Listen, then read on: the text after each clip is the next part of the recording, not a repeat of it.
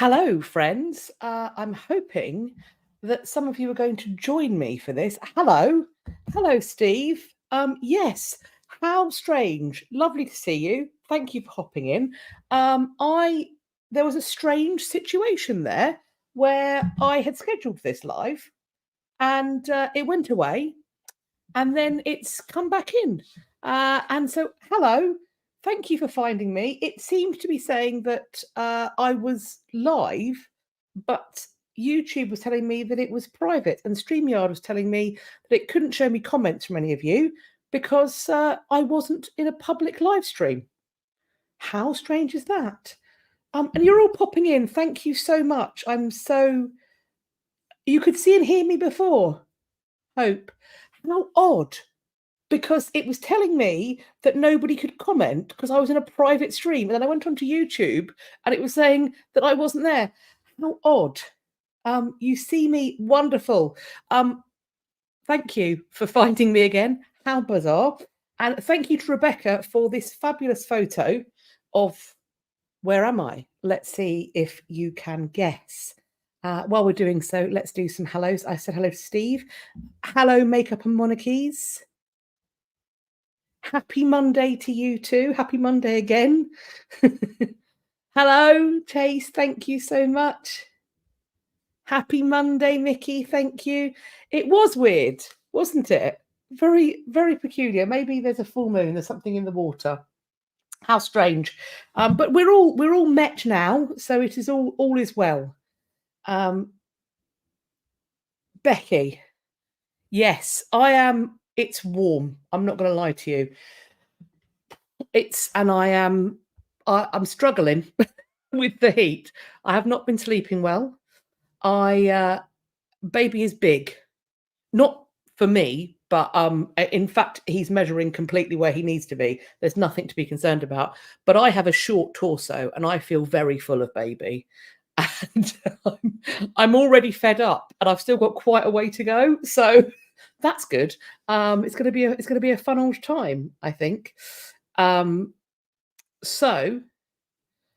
I was, for those of you who don't follow me on other social media, I did my last out of the house work on Sunday. I was very privileged to be asked to go and speak at the absolutely incredible Harvington Hall. So if you are over on their social media, you will see a shared little interview from me, and also from, if you follow History with Jackson, he caught up with me as well.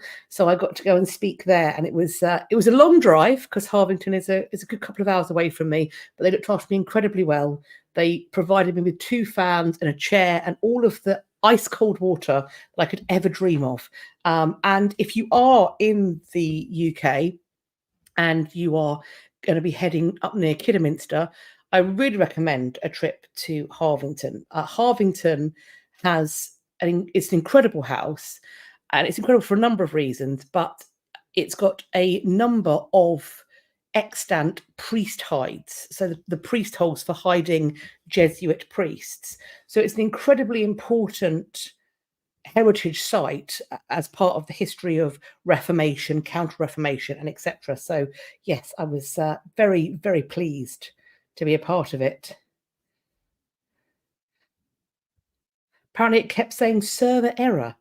How weird. How strange is that? Shane, hello. Yes. It was a fabulous event. Fabulous. I'm very, very pleased to have taken part of it. So have we got any idea as to where we are? Where I am currently sat? Scarlet, I am in fact 5'4". I didn't used to be, but with my first pregnancy, I grew.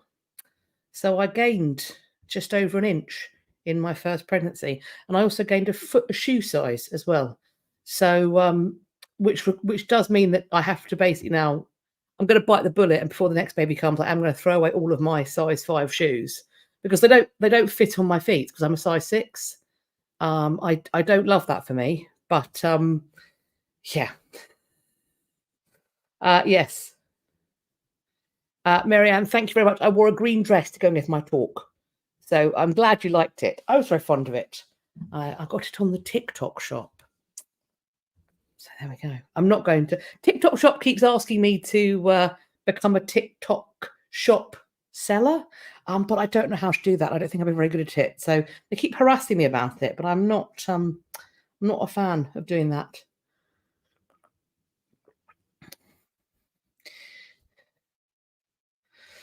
Right, so we have, for those of you who don't know, have we got a guess as to where I am?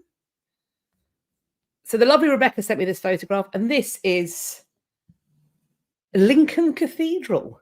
How fabulous. That's a ceiling, isn't it, right there? That's some architecture. I enjoy it. Thank you ever so much for the super chat, Madeline. That's very, very kind of you. Thank you. Patricia says that she loves these chats. Thank you. So do I. I really love these chats.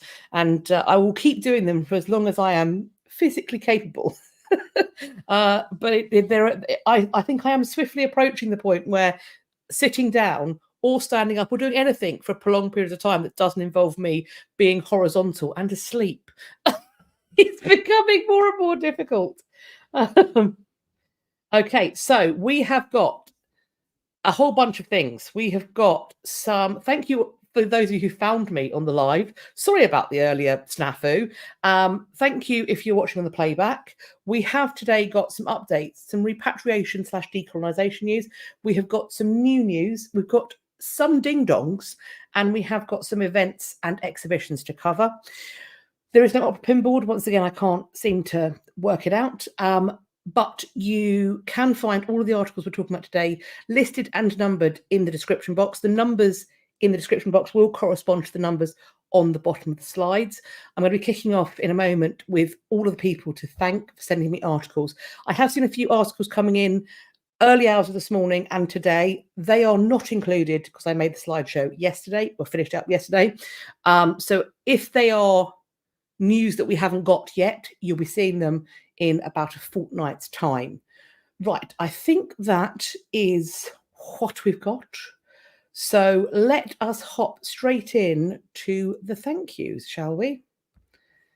Thank you to my name twin, Kat, to Karolyn, Yvonne, to Jessie, Elverta, Alicia, Shane, to Zoe, Kathy. Your name's a bit blocked off there. Apologies. Scarlet OhHaHa. Mr. Dr. Cat has been coming in with some good old suggestions. To Jackie, Beth, Zoe, Jenna, Steve, Joseph, Jennifer, Sarah, and Jane Doe Snudpuckle. Thank you all so much for taking the time to send me all of the information that you sent me. It really does mean ever so much. Yes, Shane, I'm disappointed. I thought the opera pinball was great. It was a really good way to organise my thoughts for this. I can't get it to work. And I also tried to use the VPN on it, and it wasn't doing what I needed to do either. I think they may be having some kind of server issues or something or other. And the reason for me looking into the VPN, and if we have some American friends in the house, maybe you can check this for me, because I can't get onto the American server. Not that I would recommend using a VPN to bypass those country restrictions, because of course that's illegal and I would never condone it. But if you have access to the American History Channel, so history.com, if you go on there and check out a program that should be airing or may already have aired, it might actually be airing today or have aired today, and it is called Prison Chronicles. I would love to tell you what episode is supposed to come out today, or indeed if the whole series is coming out. The reason for me telling you this is because I was interviewed as a contributor for the episode they've got on the Tower of London.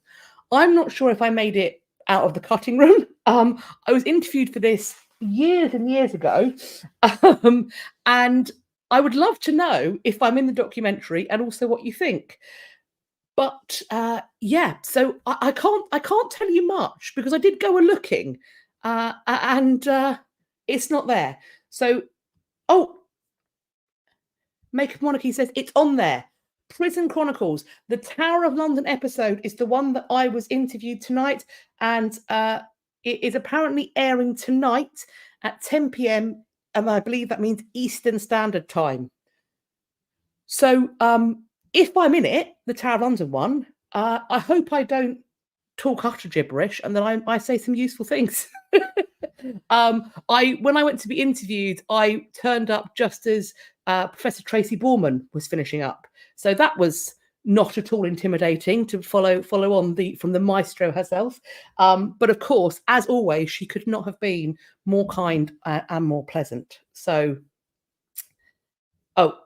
sorry. Make of Monarchy says it's 10 p.m. Central, 11 Eastern. Fabulous. So if you are in the States, because I don't know how to access it otherwise, unless you've got a better VPN than the one that I've got access to. Not that I am approving that message. Paige, I love seeing you in docs. It's funny seeing you so professional. It's funny being so professional. sounds it's always good when you know that you're being interviewed, because if you do say some swears, they will hide it. Right, let's hop in to sorry, I'm glowing buckets at the moment. Let's hop in to the updates. We've got an update on the Antikythera mechanism. There is a new study shaking up the understanding of this mechanism, and this was found in the Mediterranean in 1901. It's a Greek mechanism. It's was a foot-high object of wood and bronze broken into more than 80 fragments. There's a new study that's just been published by researchers at the University of Glasgow, and it's challenging the original understanding of this object's form and function. As we know, the mechanism is composed of rotating concentric rings. Researchers believe that one of these, the calendar ring, once contained 354 holes corresponding to a lunar calendar of 354 days. Previous research stated the ring bore 365 holes and was therefore a solar calendar. So with this new analysis, they're actually shifting it and saying that rather than this being a solar calendar, they believe it might in fact be a lunar calendar. The paper that's come out has, however, received some pushback from scholars of the Antikythera mechanism, as most of these things will do. One reason is the mechanism already contains a ring that does correspond to the lunar calendar based upon the 19-year Metonic cycle. Additionally, there is also a second, less accurate ring. So this notion, the other ring that they think they now are saying is a lunar calendar, this would be less accurate. The scholars are saying this would appear to be redundant. So what that probably means is there's going to be some more debate, discussion, and perhaps investigation of this object coming forward. So we may indeed have another update in the possibly not too distant future. So I will, of course, keep you informed as and when that comes in.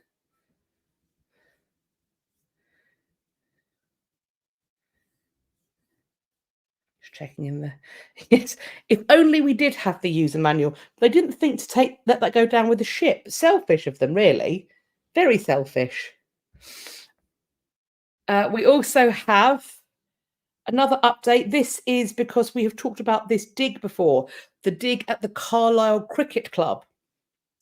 Another object, a coin minted in 82 BC, has been now discovered at that dig at the Carlisle Cricket Club. They have been digging there since 2021. This coin is about 150 years older than anything previously found on the site. It's supposed to be one of the oldest coins ever discovered in Cumbria. It's known as a denarius, minted in Rome, 82 BC, predating Julius Caesar. On one side, there is Ulysses with his dog Argus, as described in Homer's Odyssey. The head of Mercury is on the other side. We're told this coin is far older than anything else the team has found on the site. It was minted about 150 years before the Romans entered Carlisle. So that's very interesting that it's still on the site, that it's something that's there before the settlement and conquest. They don't know how the coin ended up there, of course. There are punch marks on the coin, which means that it potentially was tested by the Romans to see if it was a real or a fake. So is that possible that it's actually come in near to the time that it was minted and part of a kind of older trade? It's thought, though, more likely that the coin probably travelled to Britain well after it was minted.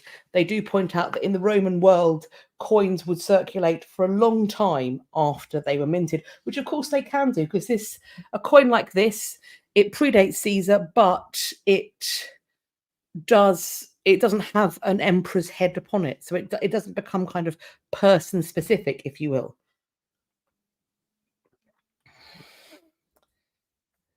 I think we should have animals on all money, frankly. I think currency is the poorer for having people's faces on them rather than beasts. I think that we should go back to it. Marianne, I don't know what the scheduling is for the Prison Chronicles. All I know is that it's scheduled to air on American History Channel. I can't seem to find it on the UK History Channel at all. I assume at some point it will air over here.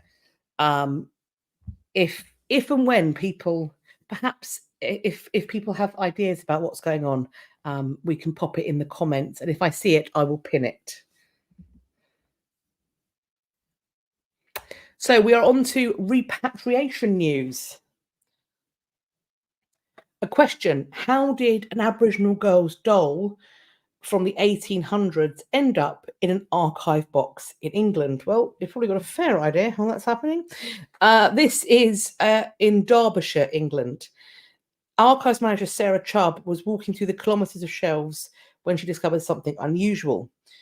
She found a small doll with black skin and a pincushion, both from another era. She points out that it was definitely well loved. It was a doll that belonged to a child. What really got her attention was the label on the pincushion, which was a clue. It says, "Pincushions made by Mathina, a Tasmanian girl."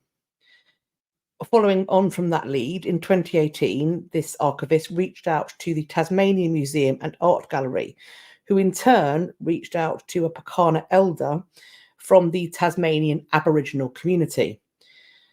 The head of this community, the elder, said, "We received an email from the UK that had attached to it a couple of images, and the email was asking question, is this important?" We thought, hell yeah, and I think there was some falling off of office chairs. We are told that the story behind this is a tragic one. For the names attached to this team, these Aboriginal elders, this person was no stranger. Quote, "We are all familiar here with the portrait of the little girl, a little black girl in a red dress." That's what you can see in the middle section at the top image, the little girl in the red dress. She was an Aboriginal girl born in 1835 on the Aboriginal settlement on Flinders Island. It was there that over 200 Tasmanian Aboriginal people were incarcerated and left to die. Waibalena was a sort of forced settlement, a mission, a place of incarceration of our people. They were taken there, many taken to die. Through Lady Jane's diaries, we know that it was a pet project of a lot of higher-up people in society, but especially Lady Jane, to show that they could civilise our people through assimilating and raising them as children. So this little girl was taken, separated from her people, and brought to live at the government house. She was 6. Lady Jane Franklin's own daughter, Eleanor, talks about Mathina in her diary, describing her as, quote, "affectionate and intelligent." She also quotes Mathina, talking about her life, including her doll, which it appears the Franklins had made for her. 2 years after this girl was taken from her family, the Franklins were recalled to England. They chose, however, to leave Mathena behind. It's thought that they never intended to take her because the project was about assimilating her. They weren't able to do so, so they left her behind. She wasn't useful or fun to them anymore. In the time that she was with the Franklins, both of her biological parents had died. And so she was dumped in the Queen's orphan school, and the Franklins then went back to their homelands. They took her doll, though, and the little pincushion she made, they took it all back to England. The question is, of course, why do they do that? Why do they take the girls' dolls? She stayed at the orphanage, and then when it was time for her to leave, she was sent to a disused convict station in the south of Tasmania. The final details of her life are hard to pin down, but it's reported that she drowned in a puddle in 1862 when she was 17. The doll is therefore an important remnant of her life. And so in 2022, it was sent back to Tasmania on loan from the descendants of the Franklins. So I believe that it is still there on loan, and they have checked with the Tasmania Museum and Art Gallery on the state of this loan, has it become a repatriation, but they have yet to receive a reply. I do hope that it does become a repatriation. It was, what a sad object.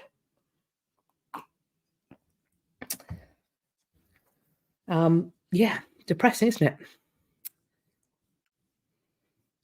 I think it's one of those things that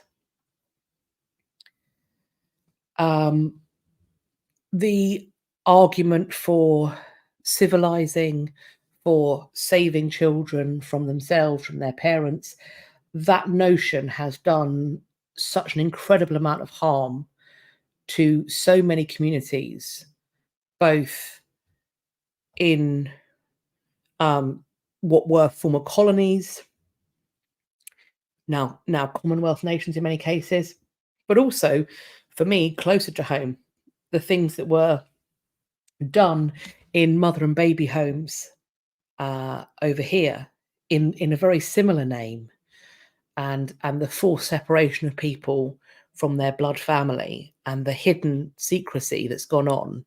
An awful lot of evil has been done.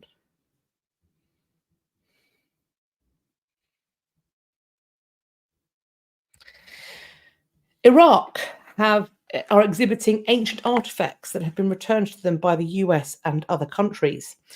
There are several ancient artifacts that were looted and smuggled out following the 2003 invasion. Iraqi authorities have been trying to retrieve thousands of archaeological relics since this invasion, and following that invasion, there was widespread looting of a location that many historians believe to be the cradle of civilization. Foreign Minister Fawad Hussein handled the recently recovered relics over to the Culture, Tourism and Antiquities Minister Hamed al-Badrini at a ceremony in Baghdad. Most of the artifacts on display at the military headquarters were returned by the US after a visit by Prime Minister Mohammed Shia al-Sudani to Washington in April. Other relics have been returned by other states, but so far no details have been given. It's thought that more, quote, rare archaeological collections will be returned by Switzerland and Japan later in this month. So as and when those come in and they are displayed, I will, of course, update you.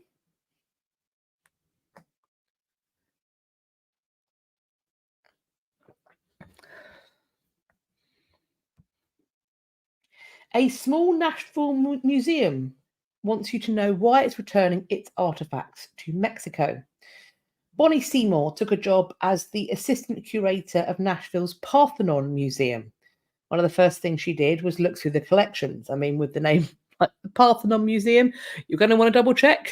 certainly, if I had that legacy with the connections to what we've got in the British Museum, I would certainly be having a good old looky-loo. Among paintings by American artists and memorabilia from Tennessee's 1897 Centennial Exposition, which was the event for which this museum, the Papal Museum, is built, she also found a random assortment of pre-Columbian pottery from Mexico. These artifacts had almost no identifying information. She knew next to nothing about them, but she knew they did not belong in a Nashville storage room. My first thought was, well, it's going to get repatriated. It's got to go home. That goal led to an exhibit, Repatriation and its Impact, along with the discovery of the collection's strange origins and even a quest to change the city's charter. It all apparently started with a tax deduction. In the 1960s, Rich Montgomery, who talks of his father, who was then an Oregon doctor, he and some of his friends were looking for ways to lower their income taxes. And therefore, they came upon the idea of using museums' donations for those deductions. They acquired objects to donate, thus sending a college-age Rich Montgomery and his brother to Mexico in a Chevy Suburban, which was tricked out for extra storage. Rich spent a year in high school in Mazatlan and was familiar with artifacts called Colima dogs. These are pottery representations of small, chubby, hairless dogs, often placed in tombs. So they went straight down there, started asking about the items. They started buying them. They also bought other figurines and ocarinas. At no point, he said, did we ever think we would feel that we were doing anything illegal. We would show this stuff to Mexican authorities as we left the country, and those guys could care less about it. When we came back to the US, we'd show it to the customs people on this side, and the rules back then were very clear. If it's an antique, it's over 100 years old, there was no duty on it. Off we'd go. Mexico did have laws even back then to prevent artifacts from leaving the country, but they were not evenly enforced. The Diaz de Leon said, it's a greater conscience. People are coming to us all over the world, voluntarily saying, I got this, it came to our hands, but we don't think we should have it. We think it belongs to the Mexican people. And that is the sort of transition that we are very happy about.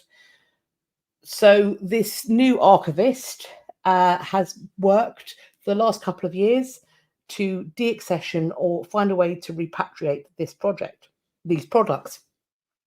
She worked with council members on an ordinance to allow these items to be returned to Mexico. It was approved in May, but it was a one-time fix. Next up, she does want to revise the charter. And so the plan is that these are going to find a more appropriate home at the National Institute of Anthropology and History in Mexico City. Seymour says, hopefully they're going to research them and put them on display. So this is one of the interesting things, I think, particularly when you have new faces and a new influx of people into these kind of very high up, frankly, curatorial positions. And I think it helps that it seems to be a smaller institution, perhaps. When that happens, there is space, I think, to think ethically and creatively in ways that perhaps wouldn't happen in larger museums with more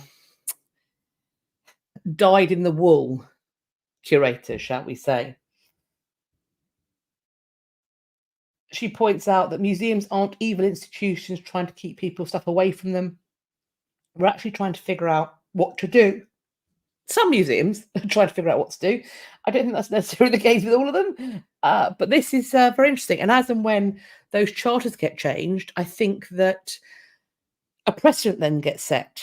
It's a guiding light to show other communities, other councils, other cities, nations, how they can change these laws and thus move things forward in what I believe to be the appropriate way. The British Museum is probably rubbing their hands with glee over this news, however.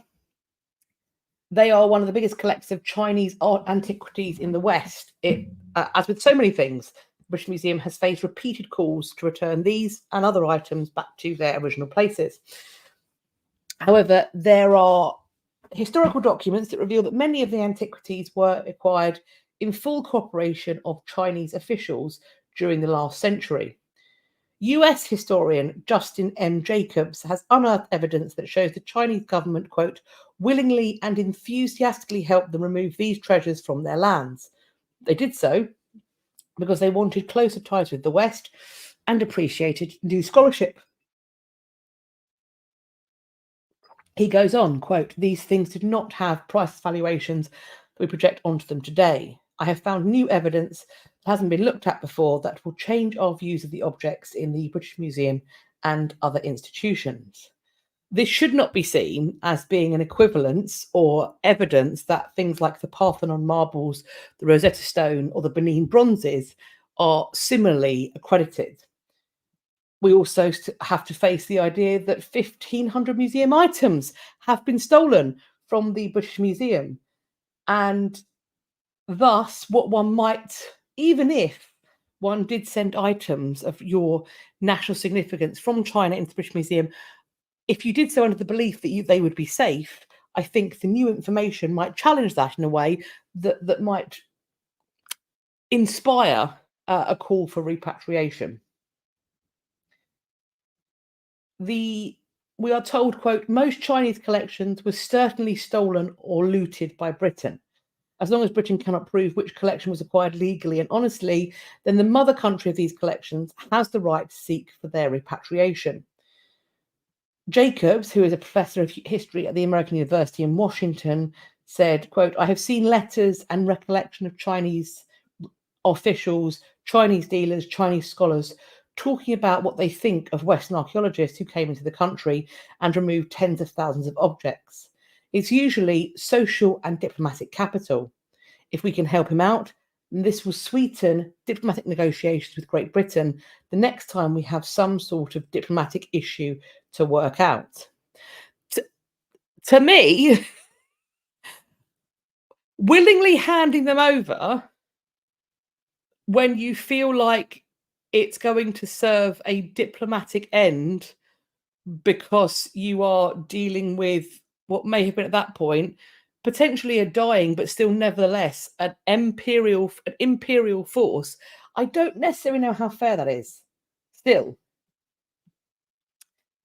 this research is going to feature in Jacob's new book, which was entitled Plunder: How Museums Got Their Treasure, or rather Plunder ? How museums got their treasures.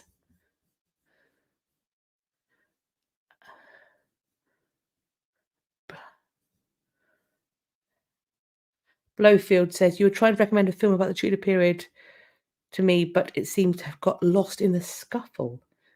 I didn't see this.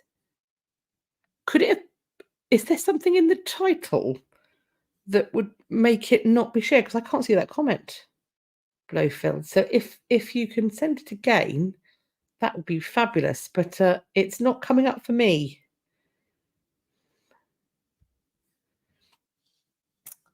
So this book is going to cover objects ranging from ancient Egypt to the Parthenon marbles and presumably also beyond. Jacobs apparently believes other objects such as the Benin bronzes, which were looted, he says may have a case for restitution. But he said, quote, we should not jump from that to say everything in the museum was acquired in the exact same immoral way that military loot was acquired. Military plunder actually represents a fairly small amount of the materials you see in a museum. Fair enough. Fair enough. I think that there are, when dealing with an imperial force who you wish to have good negotiation terms with, I still think there needs to be exploration about that. But I look forward to this book coming out, and I look forward to having time to read it as well. So the film was When Knighthood Was in Flower, a silent film about Mary Brandon. Yes, it won't let you post a link. in the comments, but I will go. I have not heard of that one. I will go and check that out. So if and when we find out more about this book, or indeed the repatriation or otherwise of these objects, I will, of course, update you and let you know. Staying with the British Museum, we have got this artist switching out a coin for a fake in the British Museum. A Brazilian conceptual artist swapped a historic British coin for a fake to highlight the large number of foreign objects the museum holds.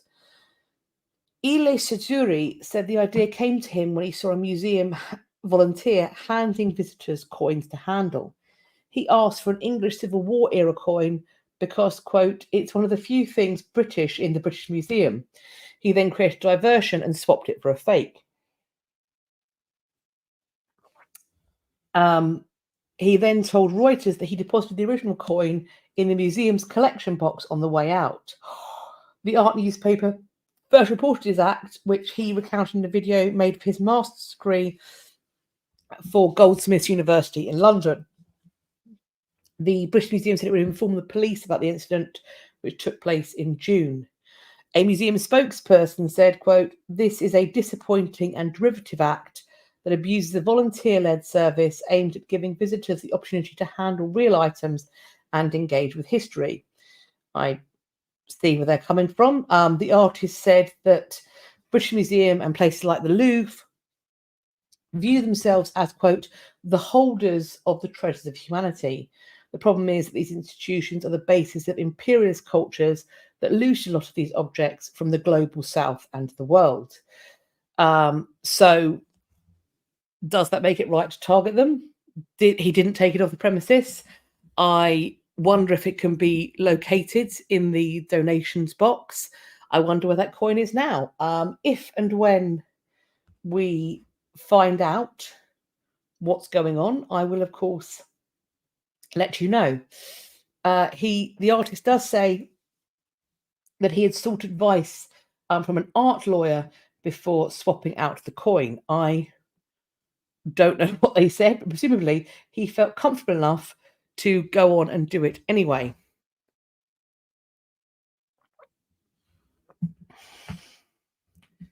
Intrepid Frady Cat says, saw a history video about military looting. It turns out, I'm assuming that's Mustache Man that's there. His long cape was hemmed and worn around Oklahoma City by a housewife for several years. It's in a museum now. That is really weird. How weird. It's like wearing the skins of your enemy, isn't it? So strange. It's also weird the things people do as kind of military spoils, I suppose. Souvenirs, if that's a weird way of putting it, isn't it? Our last repatriation news. We have news that an international trafficking operation has led to 85 arrests and to the recovery of thousands of artworks and artifacts. They were talking here about something called Pandora 8. This is an annual joint operation between customs and law enforcement authorities from 25 countries against international art trafficking. The leaders of this are the Spanish Guardia Civil. They are supported by Europol and Interpol. As it says, 85 arrests and also the recovery of more than 6,400 cultural goods. Interpol have reported that the operation involves several thousand checks at airports, ports, border crossings, auction houses, museums, and private residences. 6,000 online checks that then led to the recovery of 580 stolen goods, a total of 113 criminal and 137 administrative cases still ongoing, with more arrests and seizures expected.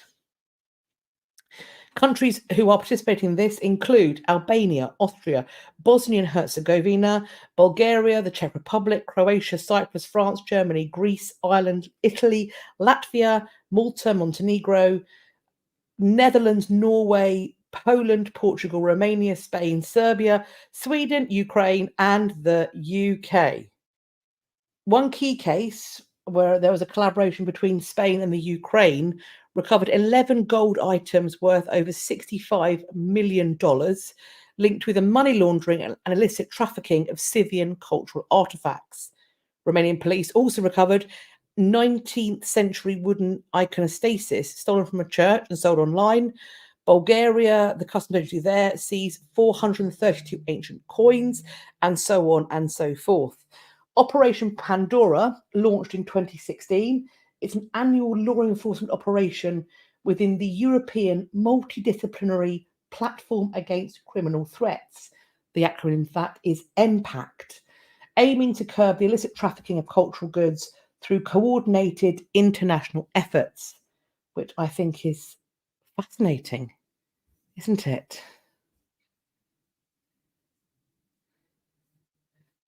Lizzie B, I think this is in relation to the coin at the British Museum. Where was the security, the cameras?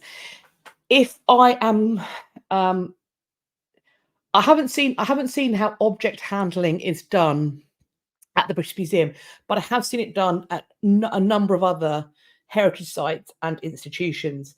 And it tends to be that there will be perhaps a permanent desk, perhaps a temporary desk that just gets wheeled out into a corridor or a hall space, a very kind of public area. There will be cameras in there, but there'll be like a table that's either wheeled out or set out, and there'll just be a volunteer or maybe a member of staff who is doing object handling. And lots of these things are aimed at younger audiences. So obviously they will talk about it. It's for all ages, but what they really want to do is they want to get the kids super involved. So it'll be kind of lots of quite performative, big chat and stuff like that. So I can very much see how somebody who is intent on doing a bait and switch could get away with it really easily and quickly in that space, because the person who's pulling focus is the person presenting and doing the object handling, or maybe the child that's been really gripped by what they've seen. So it's the ideal place to do something like that. Not that I'm encouraging it, but I can certainly see how that would be really simple to do. Although perhaps what it's going to do is it will reduce object handling, or it will increase the control over it, which is a shame, because object handling is one of the really vital ways to get a tactile experience in some of these institutions. And when you consider, particularly for somebody who is perhaps visually impaired, that tactile experience is such an important way of accessing collections that you otherwise likely wouldn't be able to have.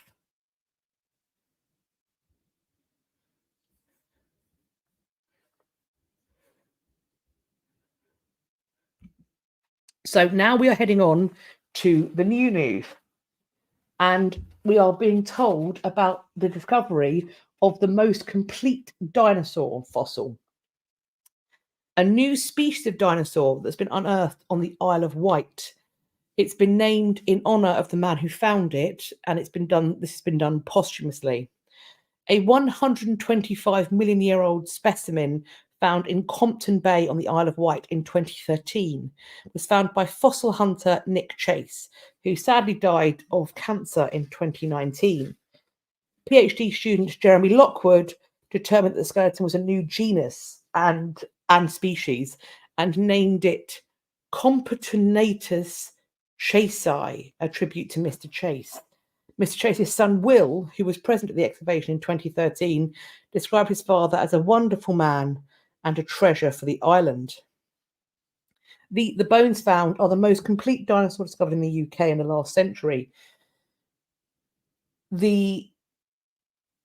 Dr. Lockwood, who is a retired GP now studying at the University of Portsmouth, helped to excavate this dinosaur and then spent years analysing the 149 different bones. We are told that Nick Chase had a phenomenal nose for finding dinosaur bones. He's referred to as being a modern-day Mary Anning, collecting fossils daily in all weathers, donating them to museums. His sister said, "I was hoping we'd spend our dotage together collecting as we were of similar ages, but sadly that wasn't to be the case." Mr. Chase made numerous discoveries. He found the most complete iguanodon skull in Britain. This, however, what we're talking about here was the first one to be named after him. His son accompanied him on numerous fossil hunting trips as a child, including the excavation of the Compton bones. Those bones are now on display at the Dinosaur Isle Museum in Sandown. So what a lovely way to memorialise him, and what a fabulous find to have made. And we're told that he didn't make any money from these finds. It seems to be just scientific curiosity and a desire to share it as best he could. And I think that's absolutely fabulous. Talking about the theft from the coin, Katie Ray on a school trip to a museum, one of the little Herberts managed to pocket a small artifact. It's very possible. Yeah. It is something that happens. We used to do a thing. We had replica, I want to say pennies, replica silver coins from medieval coins. They weren't real medieval coins, they were replica medieval coins. We used to do a thing where we demonstrate how coins would be made. So you get the die and the mold, and you show people how they could be done. And those coins, if you weren't careful, you had to be really observant as to who you were handing them out to and take them back in. At first, you'd hand out 2 or 3 coins and then go around the room. Then we swiftly had to stop doing that. You had to be much more kind of doggy watching what was going on, because it's a small, shiny object. And it's not just kids. People are sticky-fingered, particularly if it's something that they like the look of, that they think is cool, that they think is a souvenir. If anybody's worked in pubs, not the same thing, but if there are nice pint glasses, if a particular brewery or brand sends you nice glasses, they won't last long. They will not last long. Those particularly the tankardy looking ones, they are out lickety split. They go home with somebody almost as soon as you bring them out. Yeah, Corvid syndrome. They like shiny things, and people also like a free thing. And maybe it's also particularly with like in pubs, as a pint of beer in London is getting up to, I believe, close to a tenner. It's been a long time since I drank alcohol, but I remember hearing about the price of booze, and I was like, that is horrendous. Maybe people feel that they are entitled to the glasses. People like a souvenir. Medusa, you stole a coffee cup from the International House of Pancake. That's the other thing. If it's a mug branded with a famous restaurant or location, I imagine like one of the Hard Rocks or something like that, that becomes a souvenir. There was a restaurant near us down in Brighton. They used to sell their mugs because people like to do it.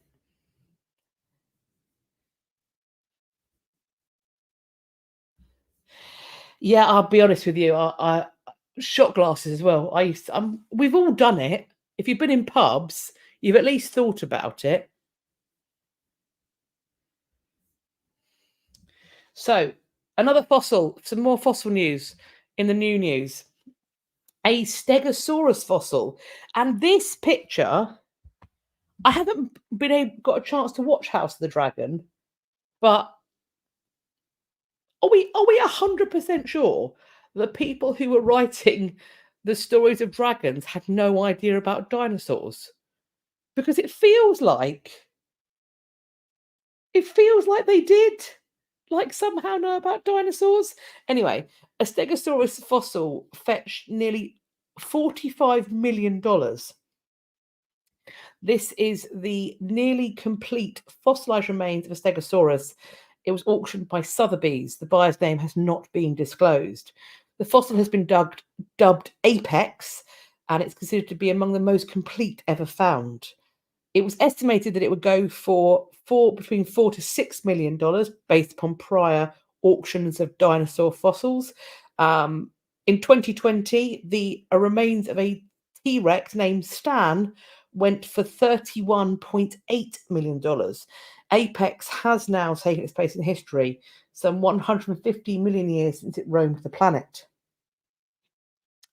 I think, unsurprisingly, dinosaur fossil sales do stoke frustration among members of the academic community, but particularly the paleontologists, who feel that these belong in museums or research centres, places that simply cannot afford these huge auction prices. We are informed, we don't know who the buyer is, but they are American, and they apparently intend to look into loaning Apex to a US institution. There were 6 other bidders who were this purchaser beat out. The remains are 11 feet or 3.3 meters tall and 27 feet or 8.2 meters nose to tail.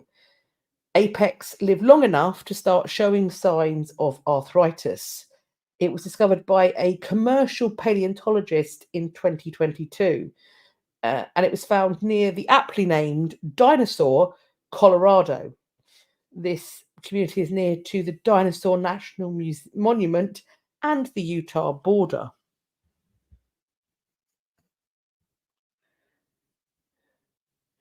Just seeing.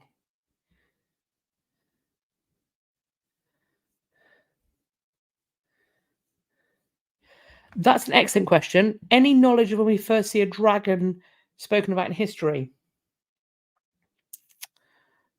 That's a really interesting question that I will have to look into.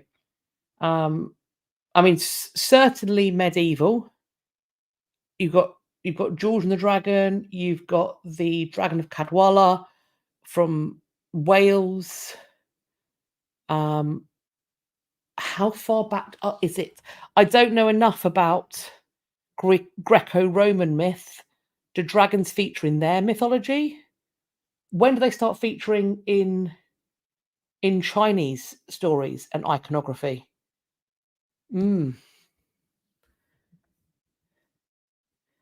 Interesting. Dawn Lovejoy went to a garden party at Buck Palace. Oh, ooh la la. Ooh la la. What saw you there?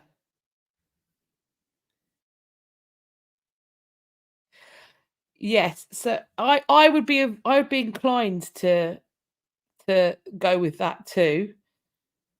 Do do medieval dragons owe their do medieval European dragons, I should say, owe their heritage to the Chinese dragons?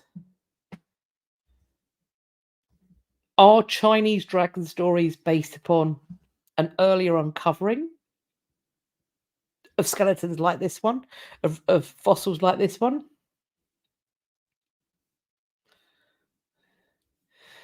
Dawn says that when she went to the garden party, the Queen was not there, but Prince Philip was. You're a very distant relative of the late Queen Mum. Oh, your ladyship. Maybe.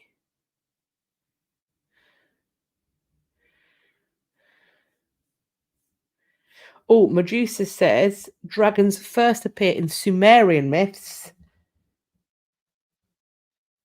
Interesting. So, yeah, making monarchy is curious if the dinosaur fossils are found and they created the dragon out of it. You're in my head. That's because it's you. I'm sorry, but you look at this fossilized skull, and you tell me that if you weren't trying to explain what was happening here, and particularly as like Stegosaurus, have those plates. If you find something in the ground that's maybe slightly broken apart, and you see what looks like these armored plates, I can see how you get to dragon from that. I can see how you get that.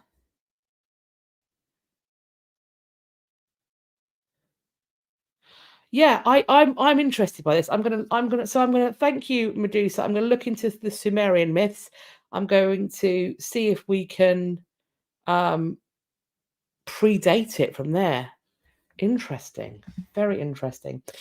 I've got some more dinosaur news. Green bones. Why has this dinosaur got green bones?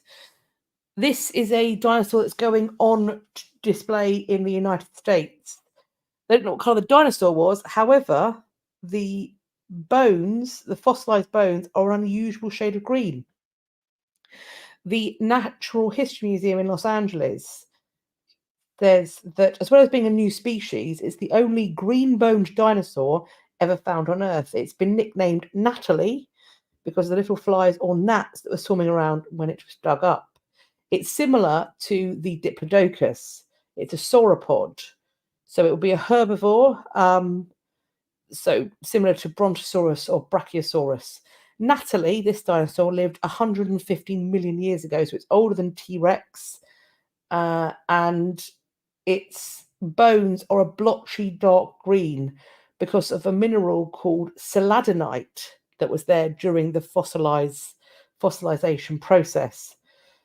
Bones are usually brown and black from the silica, but this one has different minerals, so thus green. It's an almost 80-foot long green dinosaur, and it's on display at the Natural History Museum in Los Angeles. So if you do get a chance to see it, let us know what you think.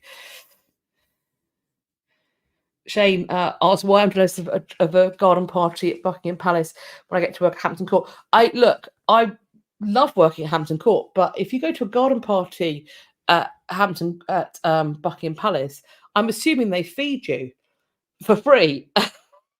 And basically, I'm jealous of anywhere that you get to eat for free. That's how I live my truth. I just want to anything for a free lunch, babe. That's what it is. And Dawn tells us that she's related to the Bose lions. Your Grace.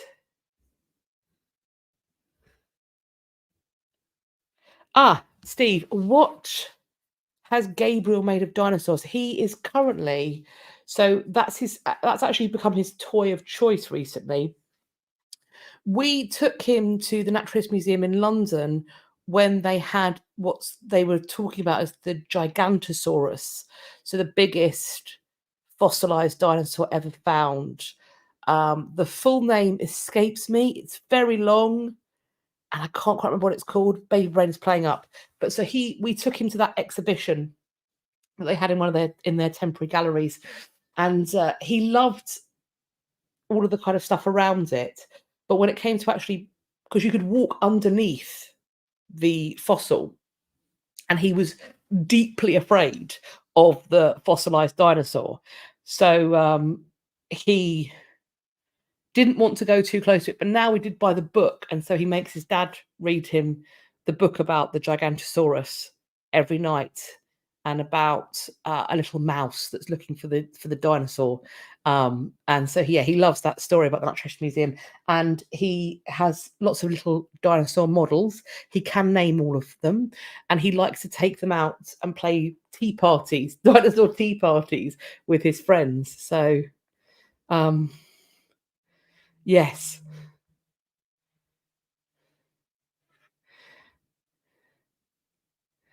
Blowfield asked, is he named Gabriel after the Elizabethan era pamphleteer? We gave him that name because deep in 2020, when everybody seemed to be at each other's throats and when the world felt very unstable, obviously the Archangel Gabriel, and Gabriel is the patron saint of communicators. So we called him Gabriel because we thought what the world needs is good communicators. And apparently in our family, we fully believe in nominative determinism, because my child cannot zip his lip. he's taken this patron saint of communicators and gone, you want me to be a talker? He has got verbal diarrhea. So that's what we called him. I did, Blowfield, talk about Gabriel Harvey in a paper that I gave while I was at university, because he was part of a kind of group of intellect that included, he was essentially the professional reader for a man called Sir Thomas Smith, who is one of the most fascinating economists and politicians who you don't hear enough about. So, yes, I did talk about Gabriel Harvey, and it's an extra good reason to call him that. We haven't got a name for this one. It's really hard. It's really hard naming kids. I've discovered. So I think we might take a look at him and see what we reckon. So, Paige, I wonder where he gets his talkative gene from. His dad, obviously, because as you can tell, I'm really shy and retiring. You know, I try. I hardly ever talk. I hardly ever talk.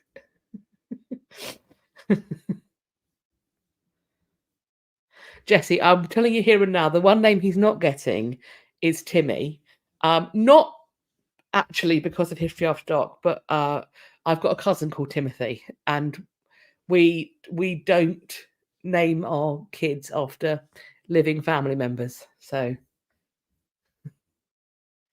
Dawn, I do feel I lucked out. I do feel we did a good job with the name Gabriel. So when you've got a second boy coming along, you have to think about a name that's going to go with Gabriel and not sound like really like a weird choice. But also, a lot of the names that go with Gabriel, like, are other archangels, Michael, Raphael, etc., etc. And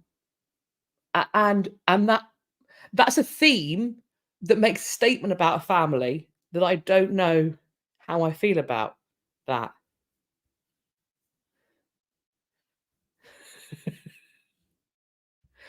Thomas Cromwell Marchant. Well, it wouldn't be Marchant because that's my maiden name. I work under my maiden name, so it would be my married name. And I don't know if I'm going to get my husband to agree to Thomas or Cromwell, to be honest.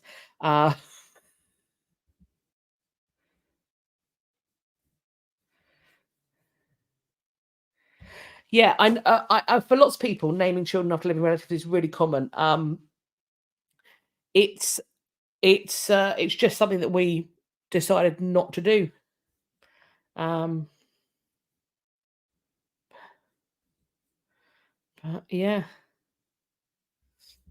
So we're moving away from the dino news to an ancient temple and theatre 3,500 years older than Machu Picchu has been discovered in Peru. The archaeologists have unearthed the remains of what they believe to be a temple and theatre. This archaeological site, they started studying it in June. Last year, the local government alerted them to looting that had been taking place near to the site. They excavated a pilot, oh, that's a bit blurry, roughly 33 feet long and 33 feet wide. They found signs of ancient walls made of mud and clay at just 6 feet deep. They dug deeper. They found one section of a large temple. It's been referred to as one of the most exciting finds, and that was that as well as the temple, they found a small theatre with a backstage area and staircase leading to a stage-like platform. It's thought this was used for ritual performances in front of select audience members. One of the theatre staircases was flanked by mud panels with an elaborate carved design of a mythical bird-like creature. They say there they know very little about how and under which circumstances the complex belief systems emerged in the Andes, but now they found evidence about some of the earliest ritual spaces that people were creating in this part of the world. These finds predate the country's best-known archaeological site, namely Machu Picchu. They also predate the pre-Inca cultures of the Moche and the Nazca. They don't know, the people who behind this new find, what they called themselves, how they were referred to by others. What they know is what they created, their houses, temples, and funerary goods. People have here created complex religious systems and perceptions about their cosmos. Religion, we're told, is an important aspect of the emergence of a political authority. They found several large murals painted on the wall, and the samples have been sent off to be carbon dated to hopefully find the age of the site.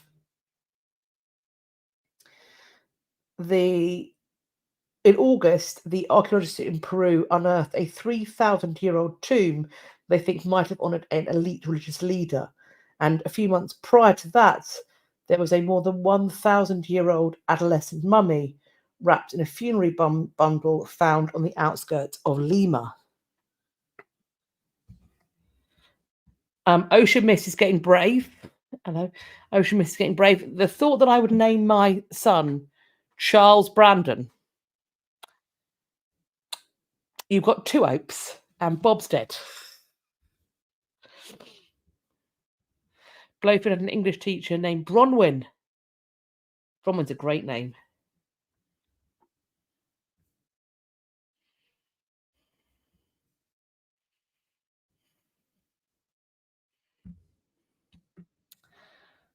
Britain's oldest chalk figure has had a facelift, apparently, and in doing so, it's attempting to solve the origin mystery.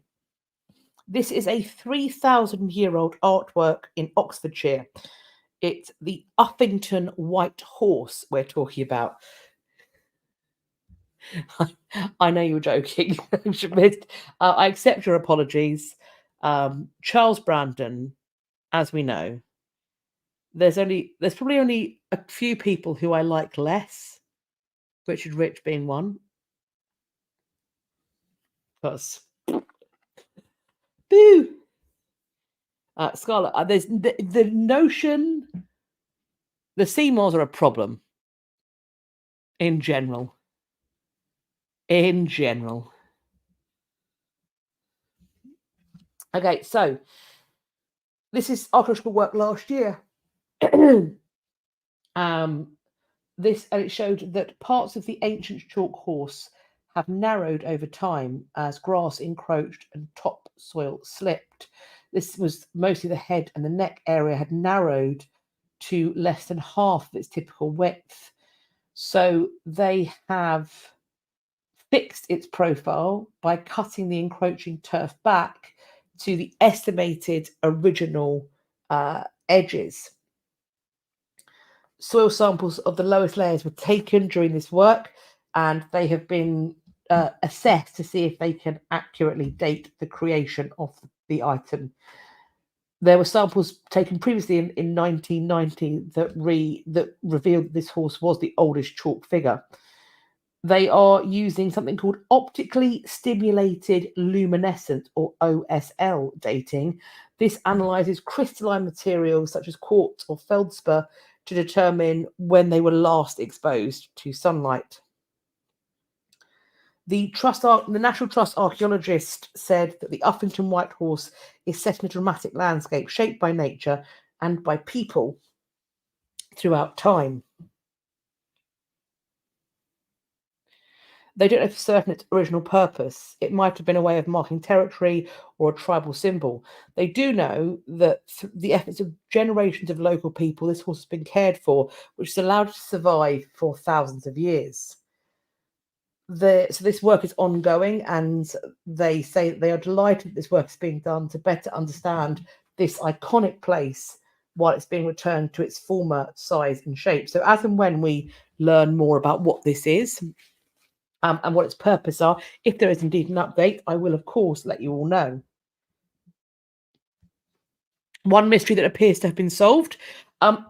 Somebody sent Bronze Age axe heads to the National Museum of Ireland, and for a while, they didn't know who had sent them.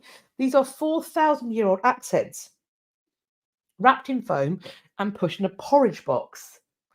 I mean, if you're going to send axe heads, how else would you? They, of course, when these turned up, wanted to know where they were found, who found them, and why. It was apparently found by a farmer from County Westmeath And he said that he made this, quote, absolutely mad discovery using a metal detector on his land. Thomas Dunn said he found the items by chance on his silage field at the end of June.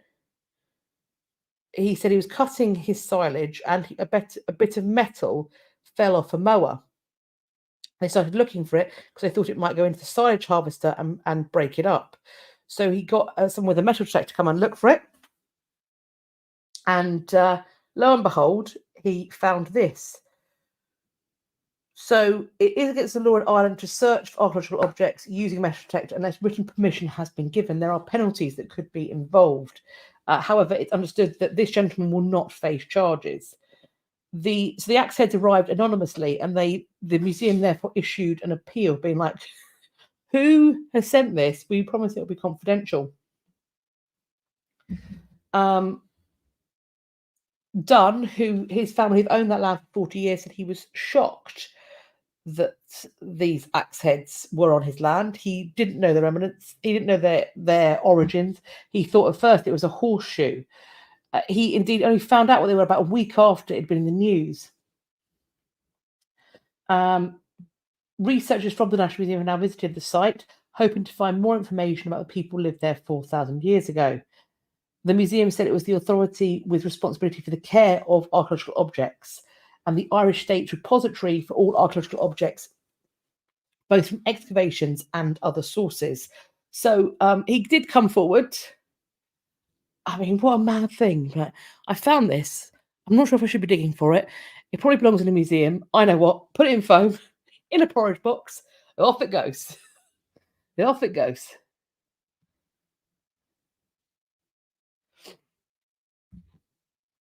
Gold foils have been discovered in ancient Egyptian tombs. This archaeologist from the Ministry of Tourism and Antiquities have discovered rare gold foils during excavations at Tel Idir. This is a burial complex in Egypt's Damietta Governorate. This is a site that contains various burials and tombs from the 26th dynasty. So that's a dynasty that ruled between 664 BC to 525 BC. There were excavations done in 63 mud brick tombs and pit burials that have found a large amount of funerary offerings, including rare gold foils depicting ancient Egyptian deities. The foils are shaped like symbols associated with good fortune and protection. They also found foils in the shape of tongues. This is something we have seen. We've seen mummified remains with golden tongues placed in them. This is part of a tradition that enabled the deceased to speak before the court of Osiris in the afterlife. So there was another series of finds made in 2022 from the same site. There they found gold foils depicting Isis, Bastet, and Horus, as well as foils in various shapes. This excavations also yielded a large number of funerary offerings, such as protective amulets, figurines, coins, and a mirror. The Ministry of Tourism and Antiquities explained that these finds confirm that this was a centre of trade during ancient times, and it provides new insight into the burial practices of the 26th dynasty. I will, we may well hear that more stuff has been found there. As and when we do discover it, I will let you know what they have said.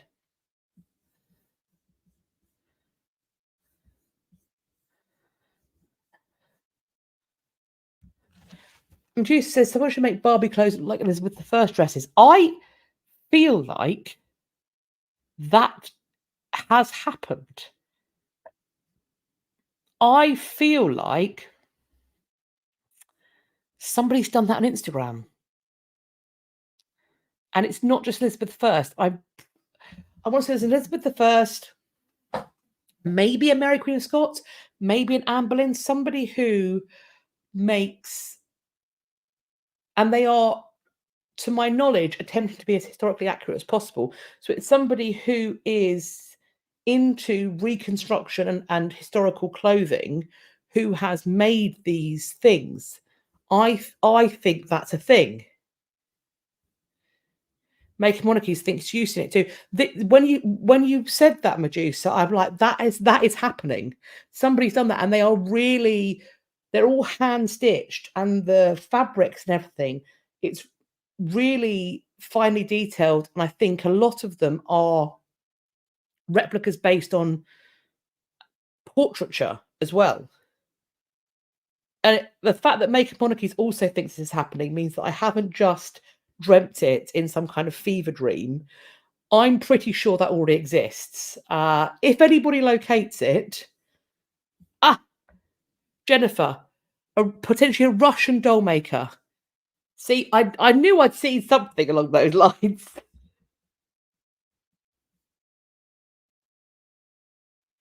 So yes, some Barbie costumes that do exist like that.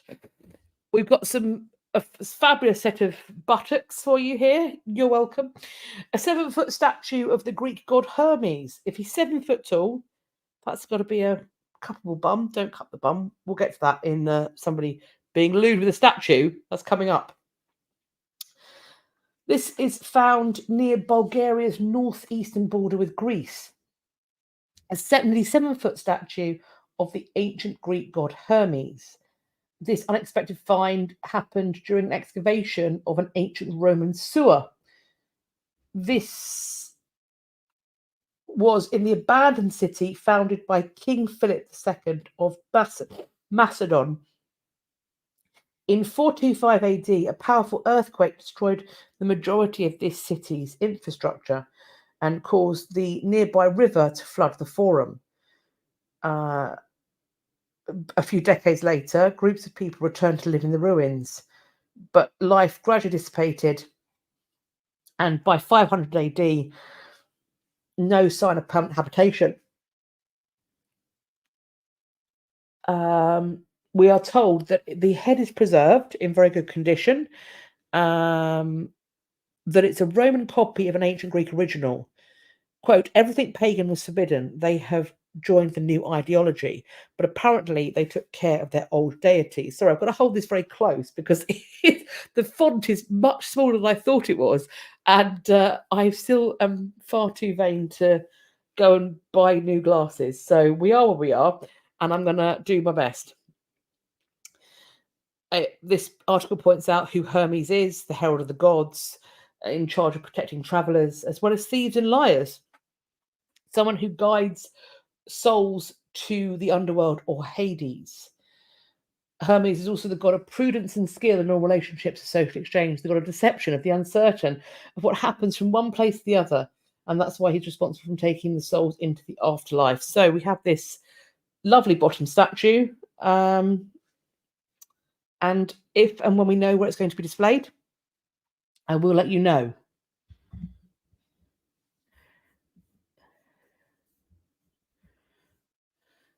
I think we have a name. George S. Stewart, doll maker.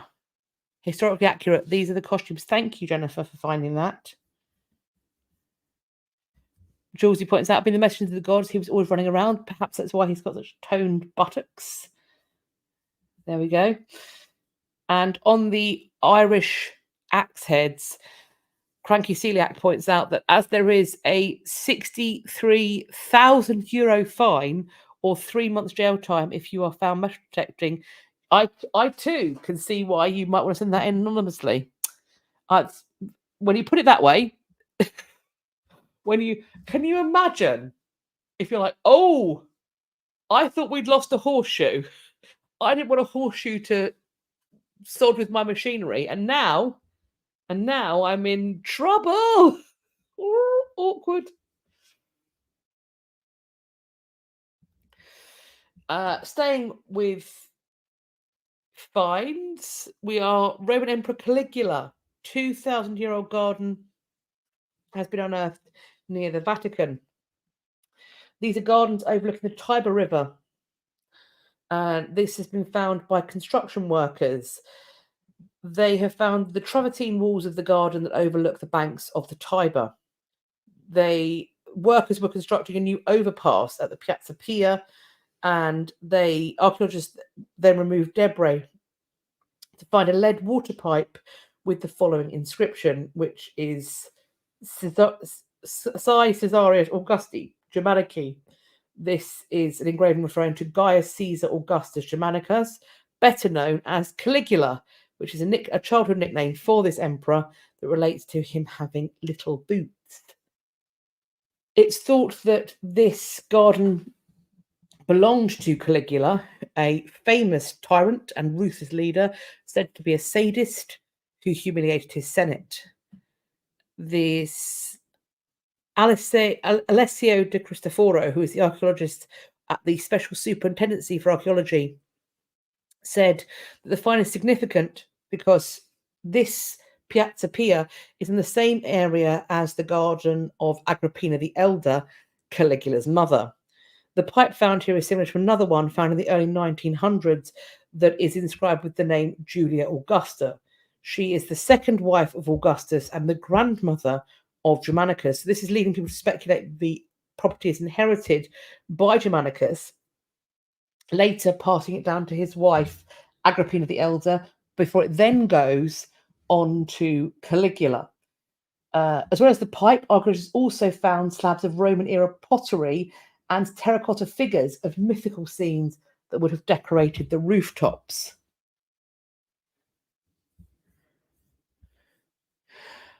Blowfield, the casting of Denzel Washington. All I've seen is the promo images of Denzel Washington's character, and I think that the photographs I've seen look absolutely fabulous, from the throne he sat on to the clothing and jewels that he wears. It just looks absolutely fabulous. Of course, I must confess that I'm no expert in Roman era clothing or armor. I know a little bit about weaponry, but my goodness, the images I've seen coming out do look like a visual feast. Wheezy points out Caligula hates the name. Allegedly, yes. And Mary Beard talks about it. It's a childhood nickname. I think she points out that it's like a grown man, an emperor, being called Didymus.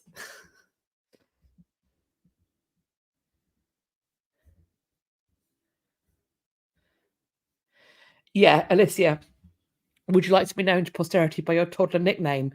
No, I don't. Actually, I thought for ages that my mum was lying to my primary school about my name. So when the teachers would call me Katrina, I thought that my mum had told them that was my name to sound posh, because that's just never the name I was called at home.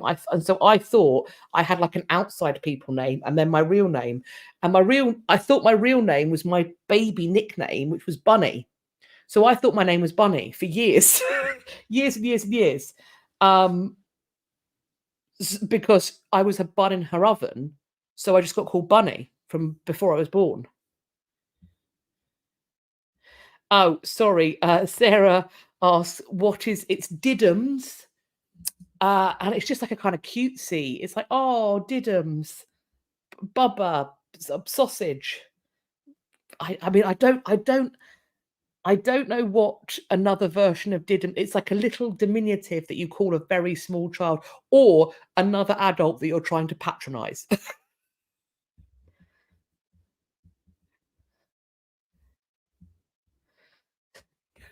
An outside people name. I don't know.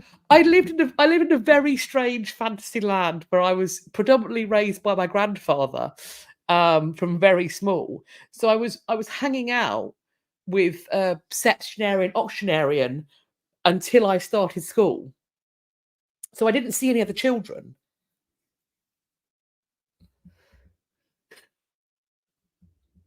So I just thought that my name was Bunny.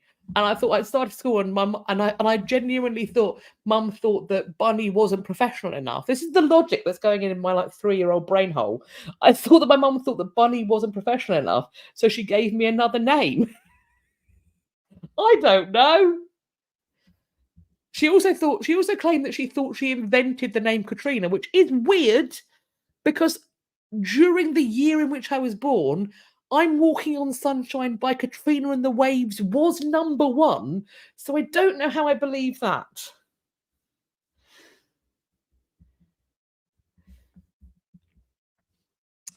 Staying with Roman finds, the ruins of a centuries-old palace that housed dozens of popes has been found in Rome. This is a medieval era palace that's thought to have housed the papacy for hundreds of years between the 4th and the 14th century. It was found during infrastructural improvements in the Piazza San Giovanni in Laterano, which this is slated to host the Catholic Jubilee, a major pilgrimage event in 2025. I was not aware that was happening. But there you go. We're told this is an incredibly important find for Rome and its medieval history. No extensive archaeological excavations have ever been carried out in the square in modern times. Well, looks like they will be now. Researchers, led by one Daniela Porro, discovered walls they believed to be constructed as early as the 9th century. They were built, they think, to protect the Piazza's monumental basilica and palace from raids by the Saracens, that being the term for the Muslim forces at the time. There are also, of course, internal conflicts among Rome's elite over the control of the papacy. The Piazza's first papal estate was built after Constantine, the first Roman emperor to convert to Christianity. It's built after he issued the Edict of Milan, a proclamation of faith toleration in 313. Known as the Lateran Palace, this site served as the seat of the papacy, which gradually expanded its footprint in Rome until 1309, when the Holy See moved to Avignon in France. It stayed there for 7 successive popes. And when no further need was there to protect the Lateran Palace, the walls were demolished, buried, and forgotten. In the years that followed, the palace served as a hospice, an archive, and museum. It's also the sign of the 1929 Lateran Treaty, when Italy formally recognised Vatican City as an independent state under the Holy See's sovereignty. The discovery, we are told, is likely to draw attention to the palace's deep history and potentially start a new chapter in this centuries-old tale. So as and when we find out more, I will let you know. And also, if there are, I assume there are going to be celebrations around the Catholic Jubilee. If and when I hear about those, and if they are historically interesting, maybe they are connected to the history of the place, I will, of course, share that with you.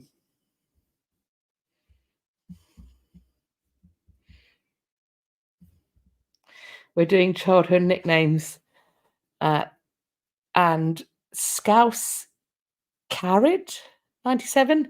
It's so sweet to see how many of us have / had nicknames. They are cute, aren't they? Sweet. When my son Gabriel was in my belly, he was known as Puggle, which is a baby wombat, because my nickname for my husband is Wombat for some reason. So he was Puggle, and this one started off being Puggle too, but then swiftly got a new nickname, which is just Wiggles, because this kid, who's currently kicking me in the diaphragm, actually, doesn't like to sit still. I had I think I said at my 20-week scan, Wiggles was in a shoulder stand position. I went in to have some checks done because I fell over, and they were scanning and seeing what was going on. And again, the sonographer starts laughing. It's always great, I think, when someone is scanning your baby and they start laughing. You think, oh no, what's happening? And apparently what was going on was he was holding one foot in my uterus above his head, and he was also tugging on my umbilical cord, or rather his umbilical cord, and kissing the placenta. So I fear that I'm going to look back and think that Gabriel is my calm child. And the thought of that is precipitously terrifying. Precipitously, imminently, excruciatingly terrifying. I already need a nap at the thought of it. The V&A have acquired a medieval ivory carving. It cost them £2 million. This is a 12th century sculpture of Christ, and it's been acquired to stay in the UK after some successful fundraising. It's walrus ivory, and it's regarded as an quote elemental object in English art. It's an 18 centimetre high sculpture, probably carved in York about 800 years ago, and it shows Joseph of Arimathea tenderly lifting Jesus Christ's body from the cross. For 40 years, it was on long-term loan to the V&A but it was sold by its owners to the Metropolitan Museum of Art for about £2 million. At that point, the UK placed a temporary export bar on it. They announced in February they were going to try and raise the funds, and on Friday we found that it had been successful. The director of the V&A, Tristram Hunt, said the campaign was vital to save this elemental object in English art for the nation. He added, quote, "It is sublime. We often underplay the early medieval period, but here you've got such delicacy in the carving, you feel the emotion." It's revered by medieval specialists and regarded as unusually important. So I wonder where this is going to be placed. I would imagine it's going to be placed in the medieval and they call it medieval, early modern, or medieval and Renaissance rooms. I can't remember if they call it medieval and early modern or medieval and Renaissance, one or the other. But it's towards the front of the building. They did about 15 years ago. Time has no meaning anymore. They did a whole reset and refit of those rooms, and they are fabulous. Tom Holland, not Spider-Man, the historian author, said the carving was so beautiful and moving, it's all the more precious for being so very rare. It's viewed as being one of the finest and most important examples of English Romanesque ivory still surviving. It's praised for it being the embodiment of feelings of human suffering, empathy, and compassion. It's part of a larger scene, and one of the reasons the V&A is so keen to raise the money is that it owns the only other surviving piece from the ensemble, namely the carving of Judas at the Last Supper. This piece was discovered at a house in Wakefield in 1769. It entered the V&A's collection in 1949. The funds raised to keep this piece include £700,000 from the National Heritage Memorial Fund. Simon Thurley, fabulous scholar, who is the chair of the fund, said he was thrilled the support would, quote, save the sculpture for the nation and secure a home for it at the V&A for audiences to enjoy in perpetuity. Money also came from various trusts, foundations, and individuals, plus as well from the Art Fund. This carving ranked alongside two nationally important 12th century Romanesque objects in the collection. You've got the Gloucester candlestick, regarded as a masterpiece of English metalwork, and the Becket casket, a reliquary. It's a really hard word for me to say. A reliquary enamelled with the murder of St. Thomas Becket. So this carving had been in the collection of the art collectors and dealers John and Gertrude Hunt. It was passed down after their death to their heirs. And what a good thing it is, I think, that it has been preserved for the nation in this way.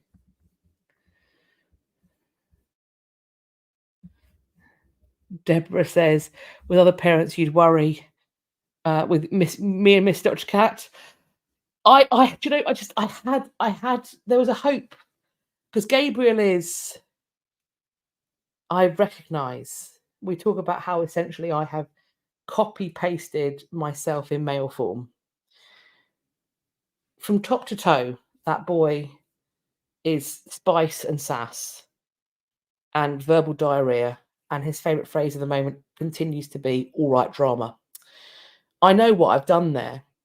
My genetic legacy is secured, shall we say. I had hopes that this one might be like his dad, a thinker, an introvert, calm, the yin to my yang. But I think it turns out that not only is my husband going to have to live with three of me, we're also all going to be three Virgos as well. I don't know what that means, but I don't I don't feel good for my husband. I feel like he's in danger. I feel like he's in trouble. Poor man. Poor man. He is long suffering as it is.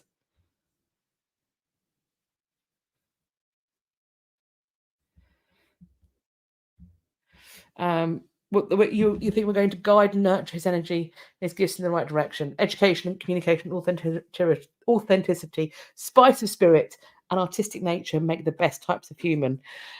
I do hope so. I do hope so. I mean, already Gabriel can be. While he is very challenging, he is incredibly empathetic and so kind. He gets whenever he sees one of his friends are upset, like if somebody falls over and they're crying, it stays with him. Not just for that day, but for days afterwards. He keeps asking, why did so and so fall over? And if they start crying, he gets very, very careful about that. And he often will go and get them toys to try and cheer them up. So I think I don't want to jinx it. I think though he will be a very caring big brother, and he's already very keen on the idea of being able to feed the baby milk. He was saying today that he was going to put the baby in his bed and put him in and lock the door so he couldn't get out. I think that's because he wants the baby to be with him rather than he wants to leave the baby there and then go away. I mean, we'll see. We'll see what the plan is.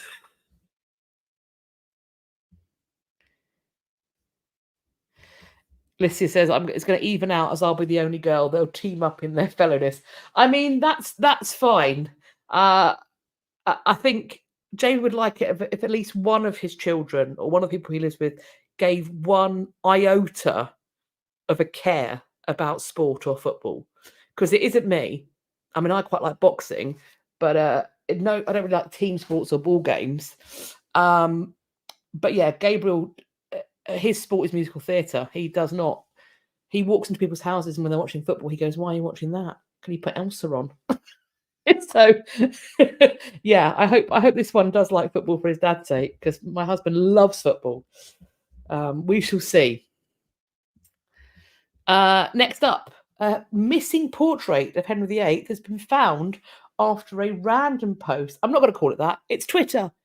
I'm going to dead name that platform for as long as the current owner dead names his daughter. So that is where I stand on it. So a post on Twitter was spotted randomly by an art historian, and it's led to a portrait of King Henry VIII hanging in a West Midlands council hall being identified as a missing artwork. Adam, that's a long name. Buskielquits, apologies, works as a consultant for a famous auction house, Sotheby's. He said he saw the photo and it just stood out to him. He confirmed the artwork was created for the tapestry maker Ralph Sheldon, dating back therefore to the 1590s. It's a collection of about 22 portraits made for Sheldon, but the whereabouts of only a handful were known. So he says the fact that I was lucky to piece it together in an hour, blimey O'Reilly, the power of the interwebs. It's very exciting. He said, I spend a lot of time thinking about paintings and looking at people's walls. Same, babe, same. He is a Warwick-born, London-based historian. He alerts the local authority to what he thought they had in its building, and they let him take a closer look with a stepladder. Since the discovery, this has now been moved to its museum's collection for further research. The missing work's journey is not fully clear, but Sheldon's portraits hung in Weston House in Long Compton, Warwickshire, before being sold at auction. The majority of the location of the majority of them is still unknown to this day. With regards to value, it said that the other Sheldon pieces had sold for about £200,000. The hope is, he says, that this portrait will be more admired. It's Warwickshire's most famous image. The historian Aaron Manning helped this other scholar with the research and said it was a really important addition to the town's already rich history.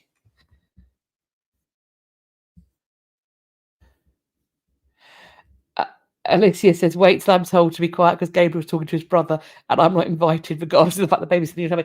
Oh, this boy, my boy, already says, he comes up, he puts his hand on my belly and he cups it and he goes, I'm getting a brother for my birthday. I'm getting my baby brother for my birthday. He thinks that the baby is his present because he's been told the baby is coming 4 days after his birthday. He's like, baby is my present.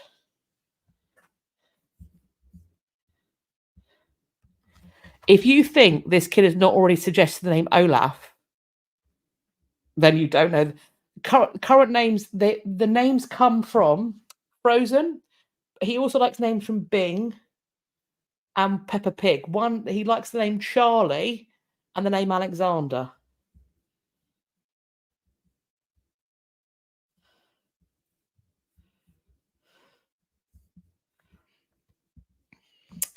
Last bit of new news. The earliest known photograph of a US First Lady has been acquired by the National Portrait Gallery in Washington. This is a quarter plate daguerreotype of the former First Lady, Dolly Madison. She is the wife of the fourth US President, James Madison. This picture dates from around 1846.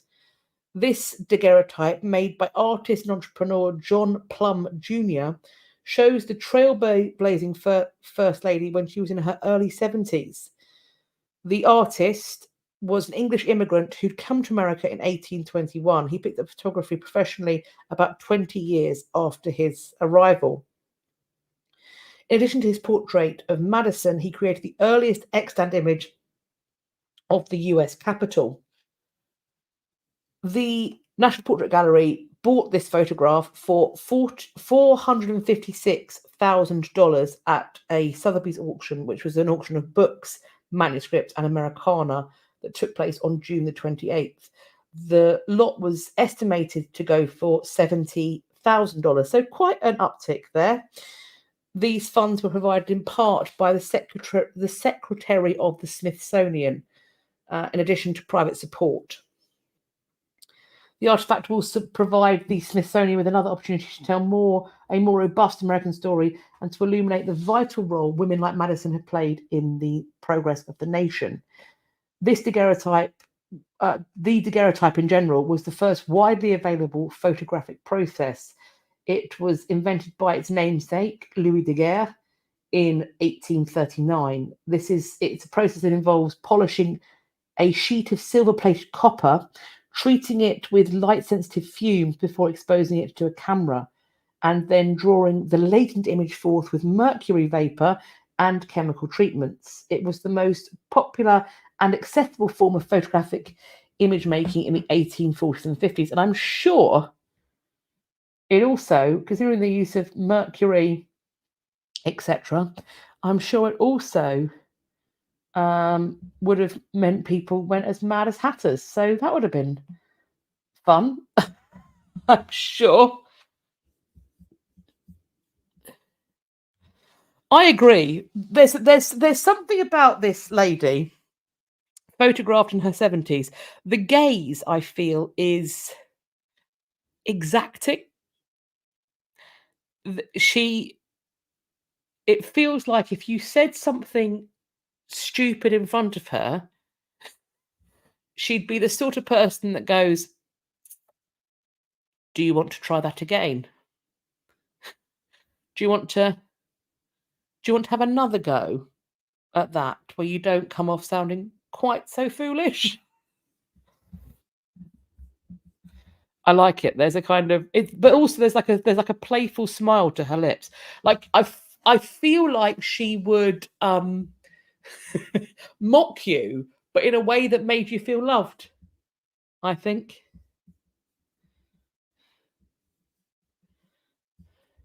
Steve points out that it was a very dangerous process for the photographer. I mean, I imagine all those chemical involved, not great.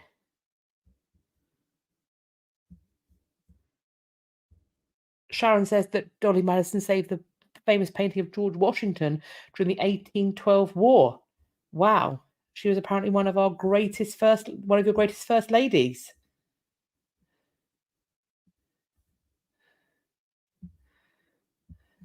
I don't know who Violet Crawley is. Should I know that? Am I daft for not knowing? I don't know that name. Apologies. Alicia says that she looks like her grandma, in which case your grandma looks ace. There's just something about her. I like her. I think she's got a great face. Oh, is it the Downton Abbey thing? I'm sorry. I should know about Downton Abbey, being that I am British, but I don't. Oh, it's Dame Maggie. That's who Dame Maggie plays. I can definitely see it. That sort of. I've seen clips of Maggie Smith in Downton where acerbic.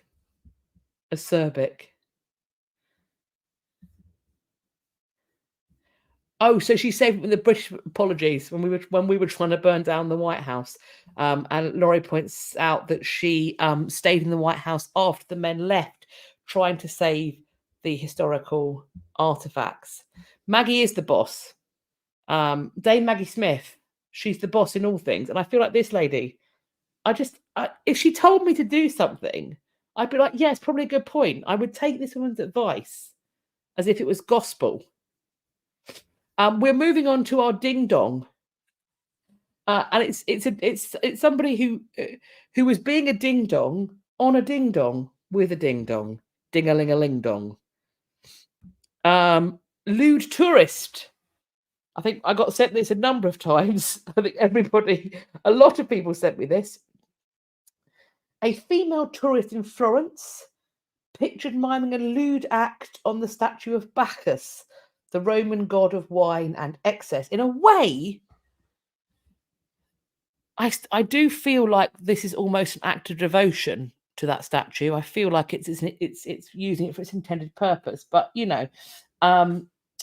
the photos shared online by the social media account Welcome to Florence, the woman can be seen kissing the life-size statue overnight.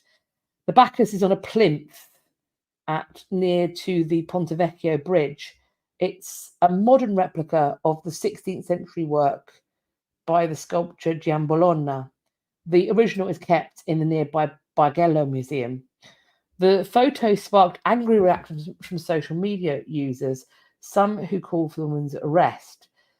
Somebody said this is the result of years of attempts at turning Florence into Disneyland. It's been referred to as part of repeated shows of rudeness and barbarity that take place because everyone feels entitled to do whatever they want with impunity. There are calls for the application of the, quote, Singapore model with tight checks, sky-high fines, and zero tolerance.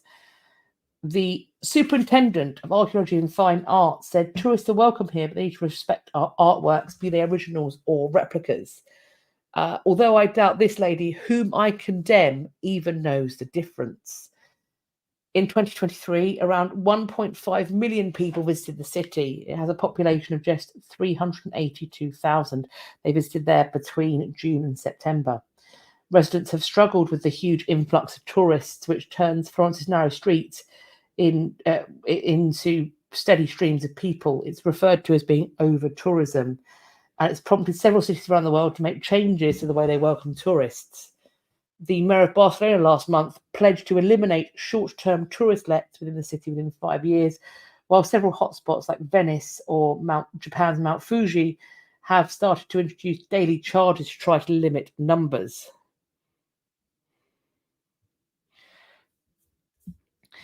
No, she didn't just kiss the statue, but for some reason, Laura Gozzi, writing for the BBC, didn't want to use the word dry humped. I don't know what the polite word for dry humping is. She mounted the statue in a profligate manner. I mean,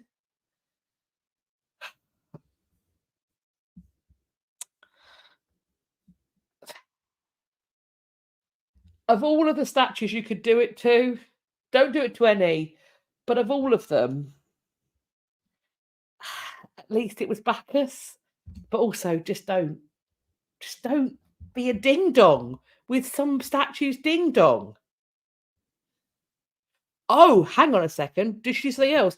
She didn't.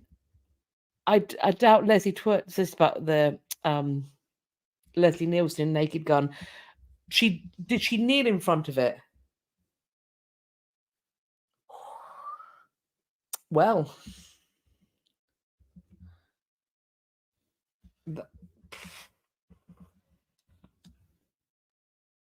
if she's brave to put her mouth anywhere near something on a public street.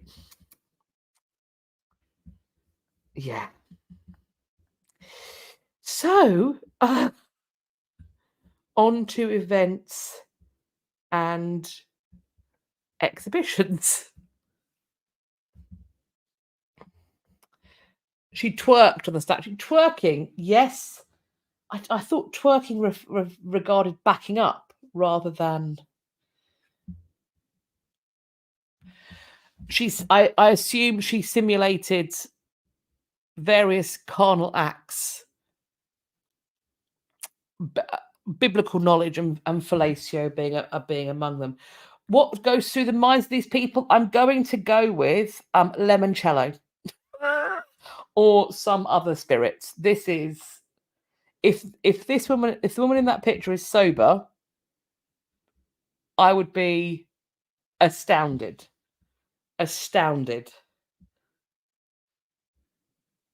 Shane, we have been through this. We don't lick the history. We don't lick the history. We don't lick the history. We don't hump the history. We don't attempt to mate with the history. We don't do it. We don't do it.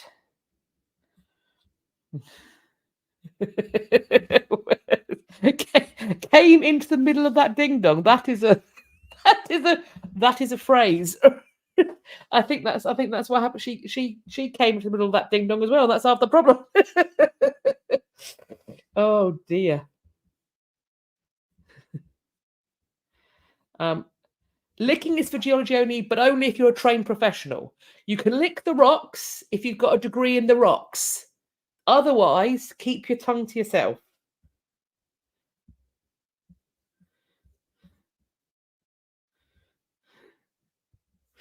Okay, so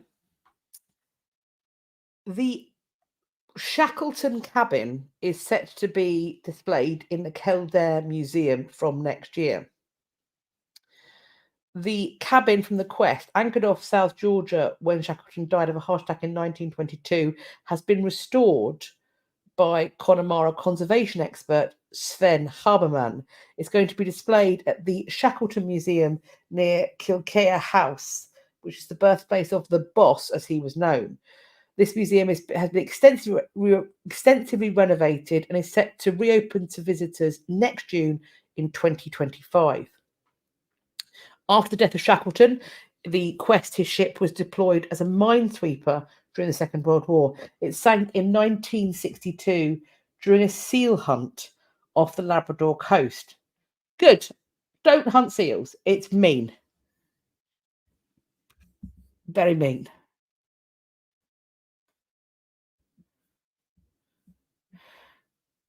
Tudorosity says that medieval reenactment, sometimes we have folks who make scrolls with correct materials, and we have a don't lick the scrolls rule. Yep. Yep. Don't lick the plants. Don't do that. Tracy lives in an odd place where she saw someone trying to hump a drinking fountain the other day. Well, no comment. No comment. Coco, lickable frogs. That is you've got a 50-50 chance there. Possibly you will go on a trip for free, or you've just licked a frog.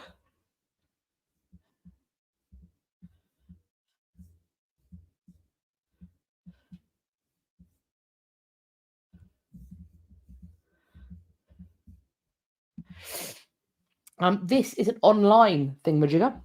If you are fancy, the Revolutionary War Pension Files Transcription Mission.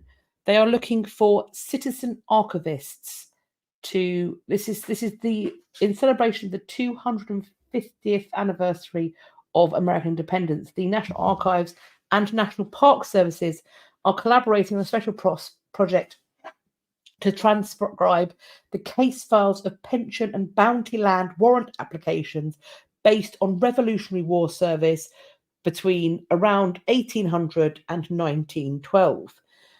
It's thought these records might contain valuable details about Revolutionary War veterans and their families, such as rank, unit, period of service, age, residence date, and place of marriage. There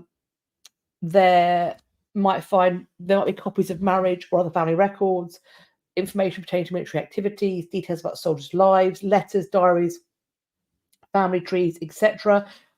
So you would need to be able to transcribe cursive, and you can help out with this. Even if you don't want to transcribe the cursive, if you join their Revolutionary War tagging mission, you can read the transcriptions from other citizen archivists, add tags to enhance searchability. So if this is something that maybe you've got a spare afternoon, you want to give it a go, then do click on the link in the description box. It'll be next to number 24 and see what you can add to it. Last, but by no means least, Dover Castle.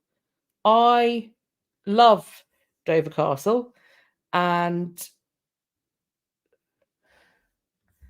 I have done some work there in the February half term. I had the very special privilege of going and playing a medieval lady there for a couple of days. I was playing a Truberix, and we were detailing what we called the Angevin Chronicles. So from Billy the Conch up to the start of the Plantagenet, really. And it is an absolutely fabulous site with so much history. So you have got this medieval keep, but it's because of its location, it was used as a military encampment throughout various conflicts, the Napoleonic Wars, all the way up to the World Wars. So it's and those histories are represented on the site. This, though, is their new exhibition. It's Dover Castle under siege. So this is the siege of 1216. They have got immersive interactive displays. They've got medieval tunnels. There's a new play area. There's a new viewing area, and it's right up. So you've got such an incredible view, and you can also learn about the time of being a soldier at the castle during the Napoleonic Wars. I think it's absolutely gorgeous. I think also a few decades ago when they reconstructed what they think the interiors would have looked like, and the fact that from top to bottom, so from kitchen all the way up to king's bedchamber, throne room, dining room, hall space, they have it decked out, wall hangings in just super bright primary colors, the real kind of medieval color scheme, guest beds, weaponry, jewel storage, etc., etc. The attention to detail that has gone in there. They have got, for example, bed cupboards, so the bunk beds that are inside cupboards for servants to sleep in and things like that. I really recommend a trip to Dover. I had such a great time working there, and it's just so fabulous. Scarlet, I mean, it's a vital site, absolutely vital site for the defence of the nation, and has been for centuries. So, yes, this looks very good. So, friends, bit warm. That's what I have for you for today. Thank you all so very much for spending this time with me. Thank you for your attention. If you have been watching live, if you are watching on the playback, thank you for that as well. As per usual, please do make sure that you are subscribed. And if you think you're subscribed, it's always worth checking, because YouTube does get sneaky every now and again. Please also hit the bell icon beside the subscribe button. And then if you select all, YouTube claims they will let you know when I have next uploaded and when I'm next going live. Of course, sometimes the various sites conspire to not let you talk to me and to not let me see you like they did today. So thank you for your continued efforts to come and find me and watch along. Additionally, if you come to my website, which is www.katrinamarchant.com, if you go to the contact page, if you put your email address in the box, that lets me send you out a message once a week.